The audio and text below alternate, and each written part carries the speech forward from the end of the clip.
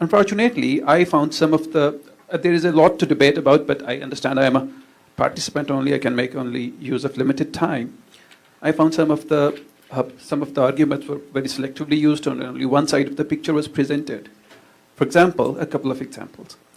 You said Kashmir, Pakistan has no legal basis on Kashmir. I don't understand what sort of legal basis should we have. You have mentioned about the UN resolution. You have mentioned that India went to a Security Council, and Security Council said that let the Kashmiris decide. Let us have a plebiscite there. So that's a legal basis. Go and ask the Kashmiris with whom they want to go. My second observation. Yes, we had a beautiful lawn back there in our homeland, but it was late 1970s, at the peak of Cold War. Soviet Union just entered Afghanistan, and here was the CIA and the Americans.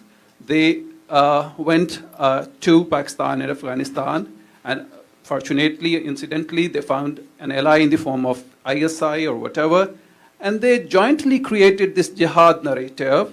Kashmir is not the only thing which is behind those groups which you are calling the jihadis and terrorists. In fact, Kashmir has always been there.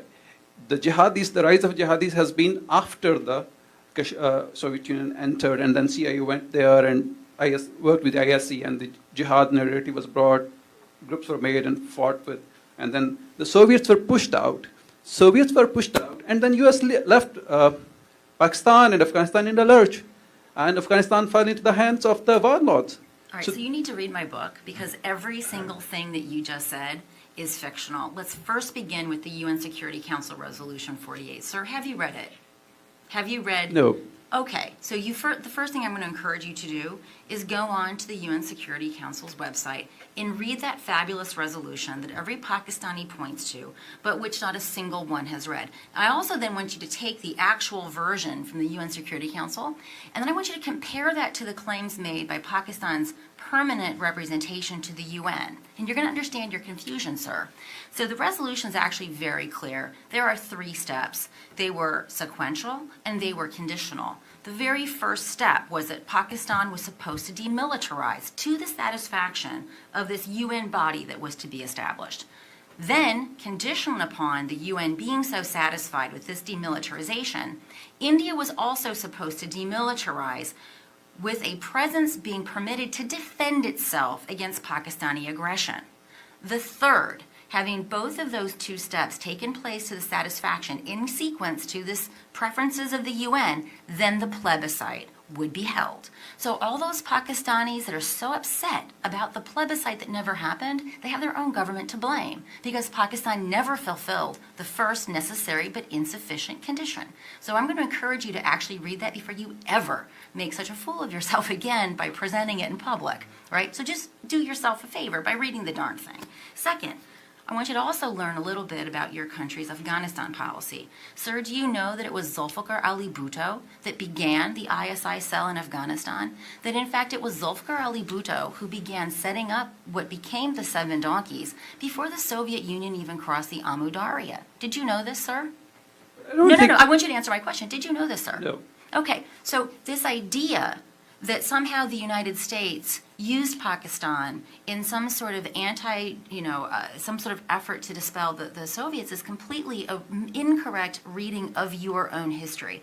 Zulfikar Ali Bhutto, after King Zahir Shah was ousted, and Dowd came to power and began implementing pro-Soviet policies, driving the Islamists into Iran and Pakistan respectively, Zulfikar set up an ISI cell so that he could then use those disenchanted, disenfranchised Islamists to become vectors of Pakistan's policy in Afghanistan.